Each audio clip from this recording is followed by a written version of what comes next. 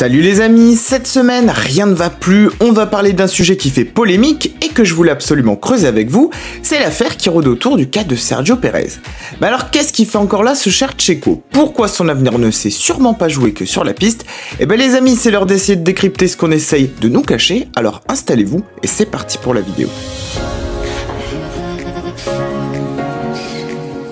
Alors évidemment les amis, on ne rappelle plus les contre-performances de Pérez cette saison, alors même si Red Bull n'est plus au top de sa forme en ce moment, on vient d'ailleurs d'apprendre le départ de Jonathan Whitley, même si Verstappen vit aussi un milieu de championnat plus compliqué, je suis désolé, mais il y a quand même des stats qui font très mal. Évidemment, des pilotes des 4 top teams, c'est celui qui a ramené le moins de points depuis les 7 derniers week-ends, 24 points au total, c'est à peine à 20% du total de Verstappen, et sur les 6 courses qui ont séparé Monaco de Budapest, Nico Hülkenberg avec la Haas avait marqué plus de points que lui, le signe vraiment que si on en doutait encore, rien ne va plus. Et puis c'est pas sans louper depuis la première ligne à Spa qui changera la donne, la saison de Pérez est bel et bien un échec, et au-delà du constat de ses contre-performances, ça m'a amené beaucoup de questions que je voulais partager avec vous. Alors celle qui brûle les lèvres de tout le monde, c'est pourquoi lui laisse-t-on encore et toujours sa chance? Pourquoi est-ce qu'on a dit merci bonsoir à Albon et Gasly pour moins que ça? Alors évidemment, il n'y a pas que des éléments sportifs là-dedans. Et on va en reparler d'ailleurs un peu plus tard dans la vidéo, mais avant ça, je voulais qu'on fasse un petit focus à froid sur le Grand Prix de Belgique. Alors sur la piste, oui, il s'est fait doubler par Russell, par Piastri, Verstappen, Norris et Sainz, rien que ça, mais c'est surtout ce qui s'est passé finalement en dehors de la piste qui, moi, m'a interpellé. À la sortie du motorhome, on a vu un triangle infernal en pleine discussion, et si je vous dis ça, c'est pas anodin, c'est qu'à l'issue de la course du Mexicain, la décision était claire, c'est en tout cas ce que disent les bruits qui courent dans les paddocks, Pérez était clairement viré de Red Bull. Sauf que bim, le lendemain, qu'est-ce qu'on nous annonce? Pérez va finir la saison 2024. Alors pourquoi ce revirement de situation? Comment on a pu passer d'une décision qui était quasi définitive à un revirement de la sorte? J'ai peut-être quelques éléments de réponse pour vous, et on va les parcourir ensemble, c'est parti.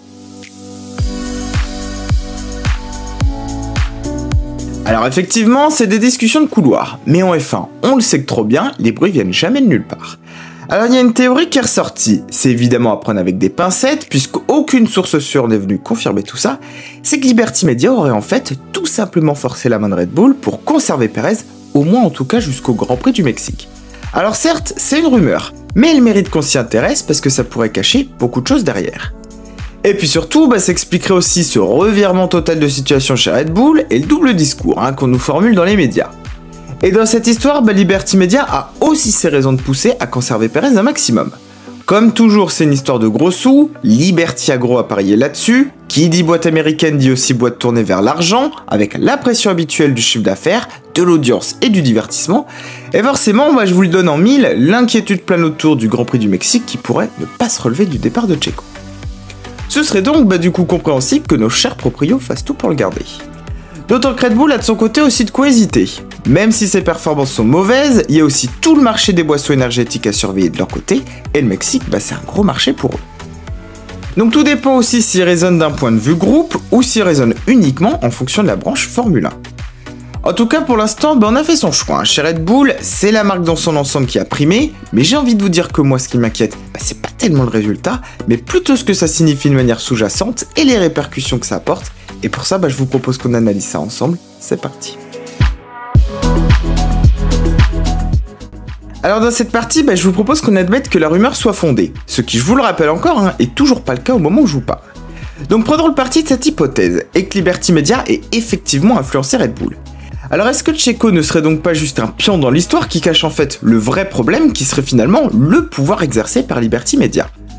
On parle quand même des instances qui dirigent la F1, qui font autorité, qui sont censées être plus ou moins objectives, et qui là viennent interférer tranquillement dans les transferts sans que personne dise rien.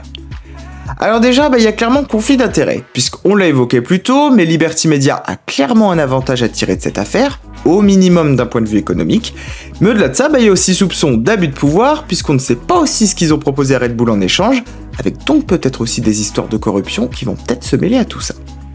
Ça, en tout cas, c'est pour la partie juridique, entre guillemets, mais il y a aussi toute la partie sportive à prendre en compte, et là aussi, le problème, il est juste énorme.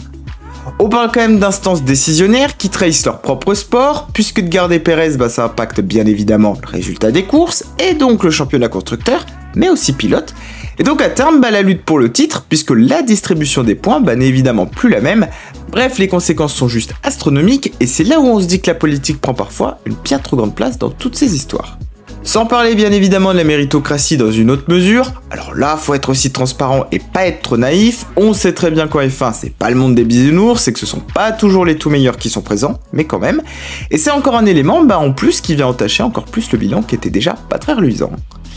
Donc je vais être clair et transparent avec vous, si cette rumeur s'avère être vraie et fondée, ce serait pour moi purement et simplement un scandale, et des explications vont devoir nous être données, parce qu'on pourra pas se contenter que de bruit de couloir et de demi-réponses, ça c'est sûr. Les amis, maintenant j'ai envie de vous écouter là-dessus, et de vous donner la parole. Qu'est-ce que vous pensez de tout ça?